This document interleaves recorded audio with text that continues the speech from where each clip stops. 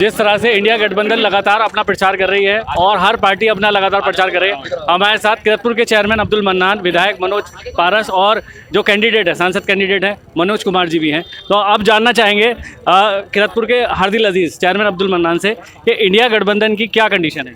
Condition तो आपके सामने है भैया।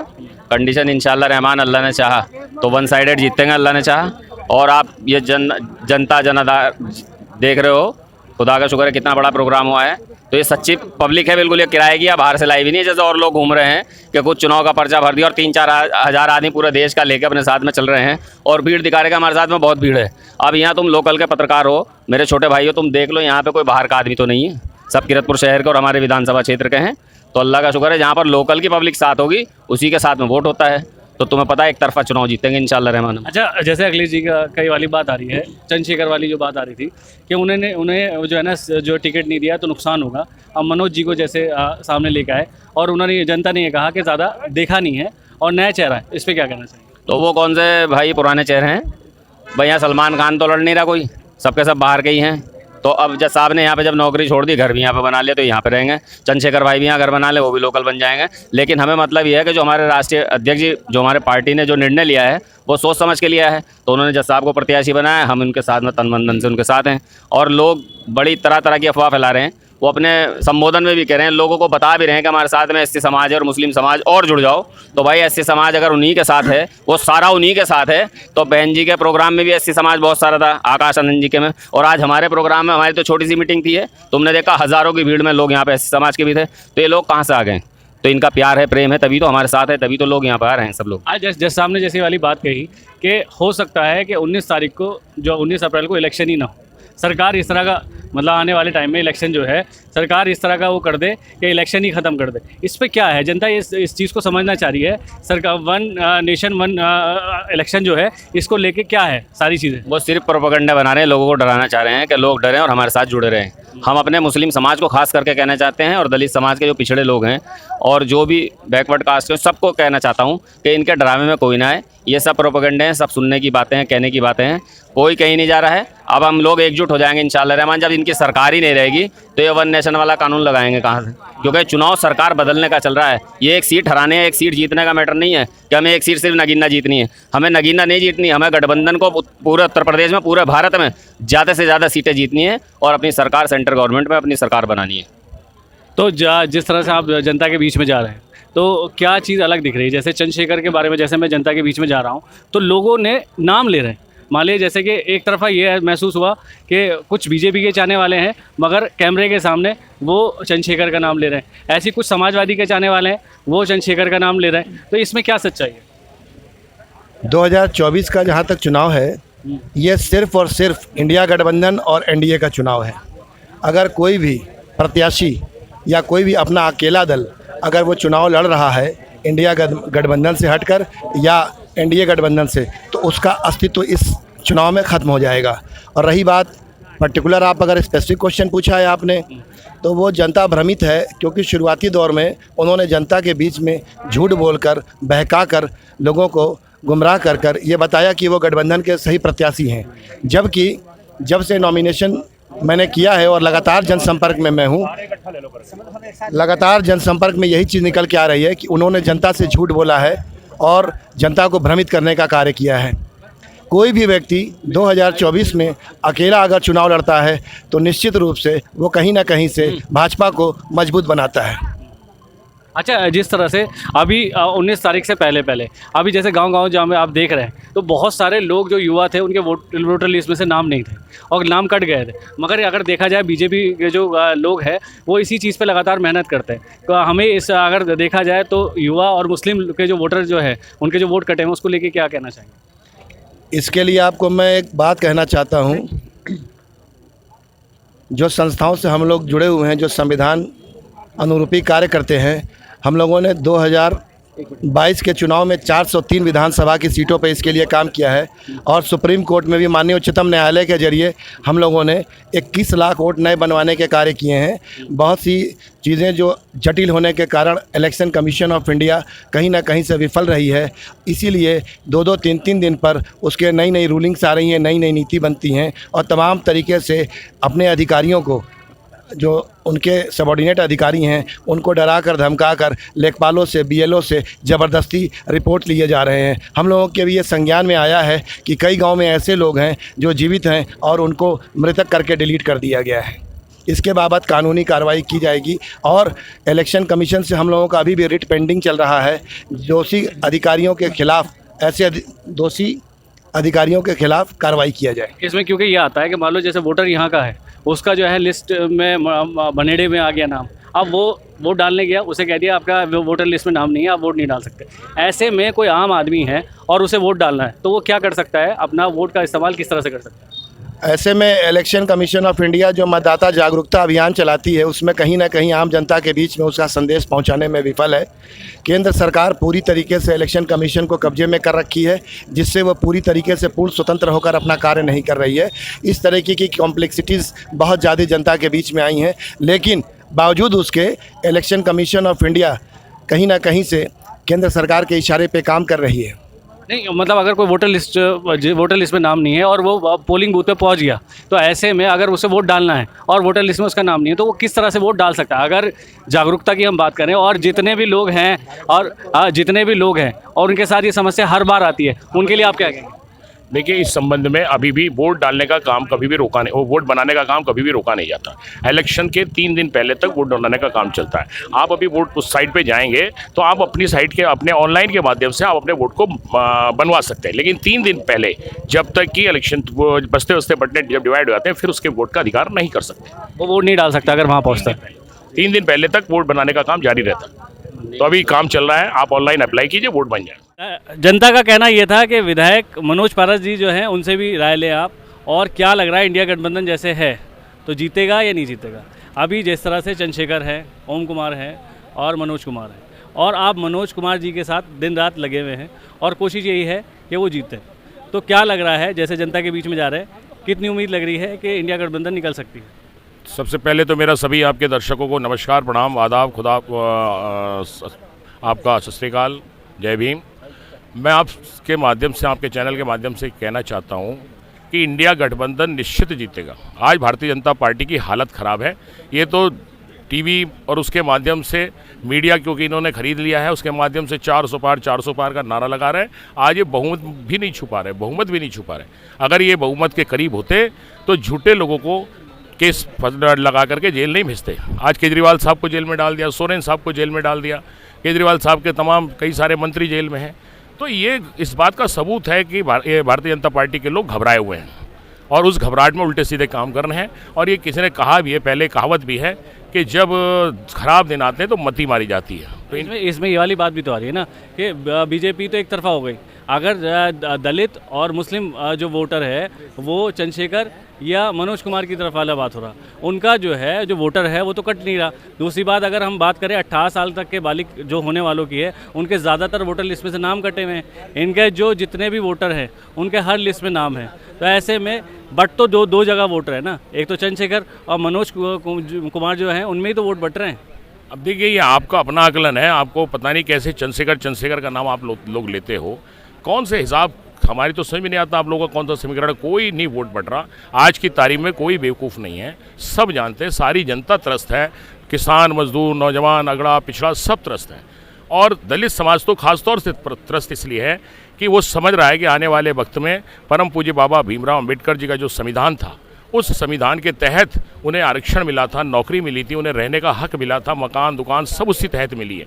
अगर ये संविधान ही खत्म हो जाएगा, क्योंकि बीजेपी का मकसद है कि जीत के संविधान को बदलना, अगर ये संविधान ही बदल दिया जाएगा, खत्म हो जाएगा, तो उन्हें पता है कि आगे हमें कोई आरक्षण देने वाला नहीं है, कोई दूसरा भीमराव अम्बेडकर पैदा नहीं होगा। इसलिए दलित समाज जो आज की तारीख में कहीं में नहीं बट रहा। और जहाँ तक मुस्लिम की बात है, मुस्लिम समाज का तो एक वोट इस गठबंधन के लिए है, इंडिया गठबंधन के लिए है, पूरे हिंदुस्तान में और यहाँ पर भी। यहाँ पे निश्चित तौर से हम भारतीय जनता पार्टी को हराने का काम करेंगे। अभी आपने कहा कि भारतीय जनता पार्टी का वोट नहीं बट रहा, अभी आप इस मीटिंग में पूछना कितने कश्यप हैं, कितने जाट हैं, कितने सैनी हैं, सब आपको पता चल जाएगा। आज सब जानते हैं कि पिछले भी ये समझ रहे हैं कि अगर ये संविधान खत्म हो गया तो हमारे बच्चों का भविष्य नहीं रहेगा। जाट भी उसी में आते हैं, कश्यप भी उसी में आते हैं, सैनी भी उसमें आते हैं, पाल भी उसमें आते हैं, विश्वकर्मा, प्रजापति, ये सब पिछड़े समाज में आते हैं, ये सब समझ रहे हैं।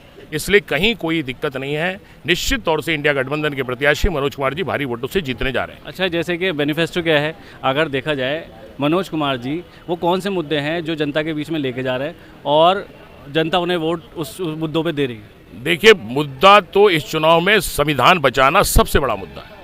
इससे बड़ा मुद्दा कोई हो नहीं सकता। लोकतंत्र बचाना सबसे बड़ा मुद्दा है। नौजवानों को रोजगार दिलाना सबसे बड़ा मुद्दा है। भुखमरी खत्म करना सबसे बड़ा मुद्दा है। आज इस देश का पैसा चुनिंदा लोगों के हाथों में है। किसान परेशान है, उसका कर्ज माफ़ नहीं किया जाता, लेकिन वहाँ बैठे गुजरात वाले लोग, अडानी, अंबानी और ये सब लोग, अडवाणी, इन सारे लोगों का करोड़ों करोड़ों रुपए का कर्जा माफ़ किया जा रहा है। अच्छा, आपके द्वारा ये सुनने में मिला था कि भाई मैं विपक्ष में हूँ और मैं काम नहीं करा पाता, कार्य नहीं हो पाता, लोगों ने ये वाली बात कही थी। ऐसे में अब वही वाली बात सांसद जी के लिए भी आ गई थी कि हम क्या करें, हम काम नहीं कर पा रहे। तो जनता के बीच में ये भ्रम है कि अगर सरकार किसी और की बन गई, चाहे किसी की भी सरकार बने, अगर आप लोग इंडिया गठबंधन विपक्ष में रहा तो क्या काम करा पाएंगे? देखिए ना, हमने पहले ये कहा कि हम काम नहीं करा पाते। विपक्ष में और सत्ता में आज का नहीं है, ये पहले से सिस्टम चला आ रहा है कि जहां सत्ता पक्ष के 100 काम होते हैं तो विपक्ष लड़ झगड़ के भगड़ के मुश्किल से 60-70% काम करा पाता है। हम भी उतने से ज़्यादा काम करा रहे हैं। अभी हमने 90 सड़कें अपनी पास कराई हैं। क्या वो काम नहीं है? लेकिन सत्ता पक्ष वालों की देख लो, अभी आपके बराबर में ये हमारी किरतपुर से मंडावर रोड थी, उससे असगरपुर वाले पुल से आगे सत्ता पक्ष की पिछली बार भी वो विधायक थे, उससे पिछली बार भी विधायक थे, 2 बार भी, तीसरी बार विधायक हैं वो। आज बननी शुरू हुई है मंडावर की, तो सत्ता पक्ष वालों का भी। मगर इसमें ये भी तो कहा जा रहा ना कि इतना पुरानी रोड है ये, और विधायक जी 15 साल से थे यहाँ पे और ये रोड नहीं बन पाया, तो उसकी वजह क्या रही? वो अरे मैं भी तो ये कह रहा हूँ आपसे, आप मेरी बात मुझसे ही पूछ रहे हैं। आप हमेशा इस बात को कहते हैं और मुस्कुरा के इस बात को कह देते हैं सत्ता पक्ष विपक्ष। अरे भाई, मैं यही तो कह रहा हूँ, वो तो सत्ता पक्ष में थे, चलो हम नहीं बनवा पाए अपनी, तो वो तो बनवा लेते हैं। वो भी तो 15 साल से विधायक है, 10 साल से, 11वां साल 12वां साल उन्हें भी चल रहा है। तो दो बार उनकी सरकार हो गई, तो दो टर्म तो उनके भी ऐसे ही निकल गए ना। अभी तो बनवानी शुरू की है। और नगीना रोड वाली बात भी इसको कहते हैं कि नगीना जो विधायक जी का क्षेत्र है और नगीना से आने के लिए रोड जो है वो रोड भी खराब है, उस पर काम अब चल रहा है, मगर अभी तक नहीं चल रहा था। उसको लेके जनता चल रहा था, बताया तो हम तो आपको एक तरफ तो आप विपक्ष का ही बता रहा हूँ और दूसरे सत्ता वालों से कहने को तैयार नहीं हो। भाई उनका तो एक बार नहीं, मुझसे तो पूछ रहा हूँ, उनका मैं कह रहा हूँ कि सत्ता पक्ष वालों ने क्यों नहीं कराया? उस दिन जिस दिन मिलेंगे उनसे ये बात उनसे भी पूछ लूंगा, क्योंकि उनका मुलाकात नहीं हो पा रही, उनसे मिलना नहीं हो पा रहा। जिस दिन वो मिलेंगे उनसे। अब आप समझ सकते हैं कि सत्ता और विपक्ष बराबर हो गया नहीं। वो भी अब करा रहे हैं, हम भी अब करा रहे हैं। चौड़ीकरण अभी शुरू हुआ है, तो हमने भी करा दी, नगीना किरतपुर से पास करा दी, अकबराबाद से किरतपुर की। अगले चरण में अकबराबाद से नगीना की पास करा देंगे। तो ये तो फैक्ट है कि विपक्ष और सत्ता में अंतर होता है, लेकिन ऐसा नहीं है कि अगर कोई काम कराने की लालसा रखता है, हम काम कराने की कोशिश करता है, तो 100 नहीं होंगे, 20 होंगे, 20 नहीं 30 होंगे, काम होंगे, लेकिन प्रयास करना पड़ता है। तो आज अपने क्षेत्र में मैंने 85-90 सड़कें अभी स्वीकृत कराई हैं, जो रिपेयर में जो खराब खस्ता हाल थी वो बन रही हैं। अभी आपके यहाँ बराबर में हम स्कूल में आपका ये हमारा मुस्लिम इंटर कॉलेज है, वो उसके लिए वो जो स्टेडियम की जो बात हुई थी, स्टेडियम के लिए नहीं, उसके उत्थान के लिए बात हुई थी, तो वहाँ भी काम लग रहा है। आपका जो ये गर्ल्स क्या नाम इसका सर सैयद है, उसमें भी हमने काम कराने की कर रहे हैं, उसमें भी हमने 15-20 लाख रुपए स्वीकृत कराया। तो ऐसा नहीं है कि काम नहीं होता, लेकिन थोड़ा बहुत अंतर जरूर होता है सत्ता और विपक्ष में। और ये सरकार तो ऐसी है कि ये सरकार तो विपक्ष के नेताओं को जेल में ठूसने का काम करी, तो विकास कहाँ करना चाहते हैं? तो ऐसा नहीं। अब आप देखिएगा, विधायक जो भी आपके सवाल थे वो विधायक जी ने उसका जवाब दिया। अब आप बताइएगा क्या सही क्या गलत। बने रहे और लोगों की भी राय लेंगे और कौन क्या। मुदस्सिर जमा खान साहब हमारे साथ मौजूद है। बात यह है कि जिस तरह से अरविंद केजरीवाल साहब आम आदमी पार्टी जो है इंडिया गठबंधन में शामिल हुए, एक टाइम अगर हम बात करें जब आम आदमी पार्टी का नारा ये था इंडिया मुक्त कांग्रेस, जब अन्ना हजारे और आपका केजरीवाल जो है आंदोलन करते थे और लोकपाल बिल को लेके बात करते थे, मगर आज एक साथ आ गए, वजह क्या है? देखिए, माननीय केजरीवाल जी इस वक्त जेल में है और हमें बड़ा दुख है कि दिल्ली जैसे स्टेट के प्रधान मुख्यमंत्री जो जब तक उनका दोष साबित नहीं होता तब तक उन्हें जेल में डालना, क्योंकि संजय सिंह भी अभी 6 महीने में जेल से पैरोल पे बाहर आए जमानत पे, अभी उनका दोष भी साबित नहीं हुआ। इतने लंबे टाइम तक हमारे सांसदों और मुख्यमंत्रियों को जेल में डालना, ये एक तानाशाही है। आपने जो कहा कि पहले एक आंदोलन था कांग्रेस के खिलाफ, देखिए कांग्रेस सत्ता में थी और जब सत्ता में कोई पार्टी होती है तो उसके खिलाफ जो विपक्ष होता है वो उसके खिलाफ ही होता है। अब उसमें वो सच्चाई पे लड़ रहा हो या झूठ, वो पब्लिक को सिर्फ रिझाता है। बहुत सी पार्टियां हैं विपक्ष की जो सच्चाई पर लड़ रही हैं, आज हम लड़ रहे हैं सच्चाई पे, और बहुत सी ऐसी होती हैं झूठ पे लड़ती हैं। तो उस वक्त अन्ना हज़ारे जी झूठ पे लड़े क्योंकि बिल अभी तक आया नहीं है। जो उन्होंने कहा था ब्लैक मनी लेकर आएंगे वो अभी तक आया नहीं है। भारतीय जनता पार्टी ने भी वायदा करा था वो आएगा, ब्लैक मनी लाएंगे, 15-15 लाख बांटे जाएंगे, वो भी नहीं आया। अब जब भारतीय जनता पार्टी सत्ता में आई और केजरीवाल जी को दिल्ली मिला और एक दूसरे में उनकी नहीं ठनी, जब नहीं ठनी केजरीवाल जी ने देखा कि भारतीय जनता पार्टी का जो काम है बिल्कुल देश को बर्बाद कर देने वाला काम है।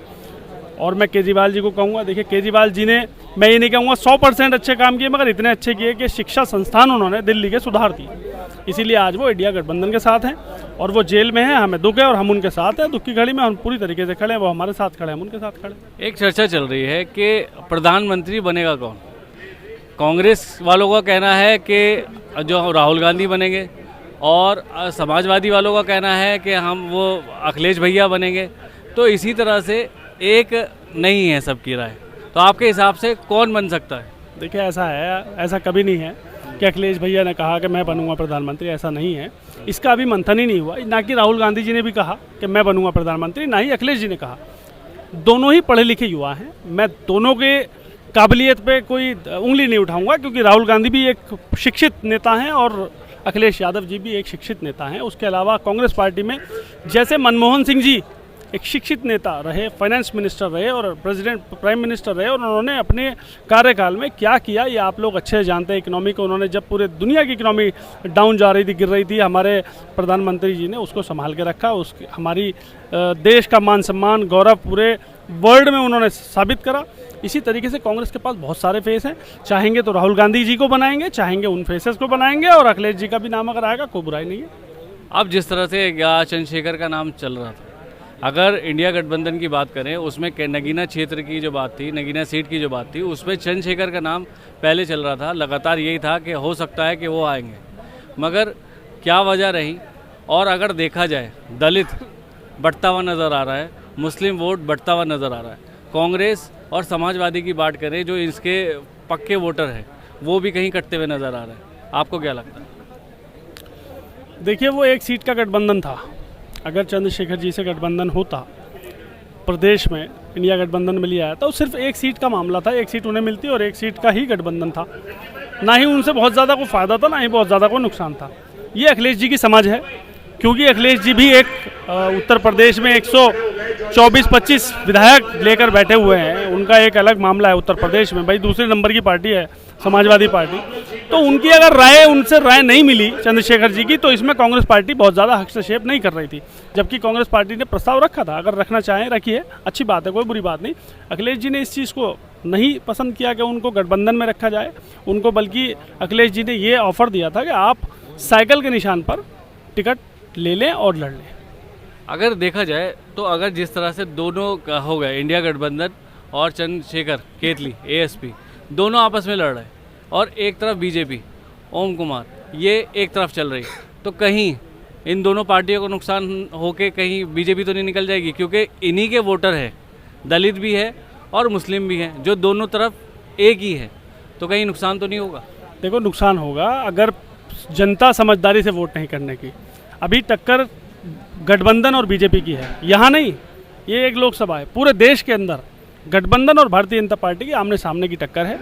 जो उसे बीजेपी को हराना चाहता है वो गठबंधन को वोट देगा, और जो बीजेपी को जिताना चाहता है वो बीजेपी को वोट देगा। तो इसमें तीसरा विकल्प ही नहीं है। बात रही यहाँ की, अगर आदमी यहाँ बढ़ता है, अगर वोट आपका यहाँ से बढ़ता है, वोट इधर उधर जाएगा, तो जाहिर है कि उसका फ़ायदा डायरेक्टली बीजेपी को होगा। अब जैसे इलेक्शन करीब आ गए, तो किस तरह से इंडिया गठबंधन में, जैसे मनोज कुमार जी को पहले लोग नहीं जानते थे क्योंकि जज थे वो और ज़्यादा जनता के बीच में नहीं रहे, और कई बार ऐसा भी सुनने को मिला कि अगर किसी पत्रकार ने, किसी ने अपनी राय लेने की कोशिश करी तो थोड़ा सा हॉपलेस हो गया क्योंकि राजनीति में नहीं थे।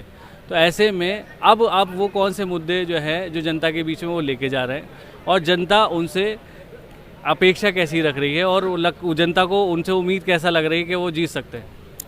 देखिए हमारे देश में और जनता के बीच में हमेशा ये आवाज़ उठती रही है कि हमारे नेता पढ़े लिखे नहीं होते, और जब इनको नेता पढ़े लिखे मिलते हैं तो नेता जब पढ़ा लिखा होगा, उसने सारा टाइम अपनी पढ़ाई में लगाया, नौकरी में लगाया। एक जुडिशरी की नौकरी छोटी मोटी नौकरी नहीं होती है, इस देश की सबसे बड़े मजबूत स्तंभ में से एक है। जब आदमी उसमें टाइम देगा तो राजनीति में क्या टाइम देगा, है ना? तो सब चीज़ों में परफेक्ट नहीं हो सकता, तो उनके अंदर हो सकता है वो वाली राजनीतिक उतने तरीके से जैसा आप कह रहे हैं उतने गुण ना हो, मगर मैं ये कह सकता हूँ एक शिक्षित, एक सफल, जो अपने आप को साबित कर चुका है। मेरा लास्ट सवाल है, सांसद और विधायक इन दोनों के बारे में ये सुनने में आया पहले कि हम सत्ता में नहीं हैं, हम विपक्ष में हैं, तो हम विकास कैसे करें। ऐसे में अगर अभी कोई भी सरकार आ जाए, जो दूसरा पार्टी वाला जो होगा वो विपक्ष में होगा, तो वो काम करा पाएगा नहीं करा पाएगा, या जनता में दोबारा से ये वाली बात रखेगा भाई साहब हम तो विपक्ष में हैं, हम क्या काम कराएं। पहली बात तो वो विपक्ष में नहीं होगा, कांग्रेस पार्टी की सरकार बनने जा रही है और हम बहुत ज़्यादा लीड से आगे चल रहे हैं। कर्नाटक में हम जीते हुए हैं, कर्नाटक में हमारी सरकार है, हिमाचल प्रदेश में हमारी सरकार है, पंजाब में केजरीवाल की सरकार है, छत्तीसगढ़ में अभी पीछे हमारी सरकार थी, राजस्थान में हमारी सरकार थी, मध्य प्रदेश में हमारे विधायक ज़्यादा थे, गोवा में हमारे विधायक ज़्यादा थे। आप सारे राज्यों की हिस्ट्री उठा के देखेंगे, हरियाणा में हम आगे चल रहे हैं। और यहाँ उत्तर प्रदेश में जाट बिरादरी पूरी तरीके से विरोध कर रही है बीजेपी का और उनका जयंत चौधरी जी का।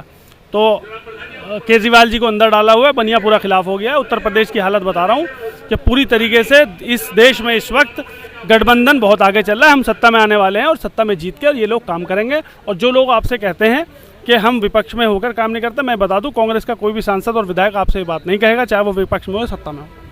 अब देखिए मुदस्सिर जमा खां किरतपुर में बड़े लीडरों में इनका नाम आता है और युवाओं में पसंदीदा भी है।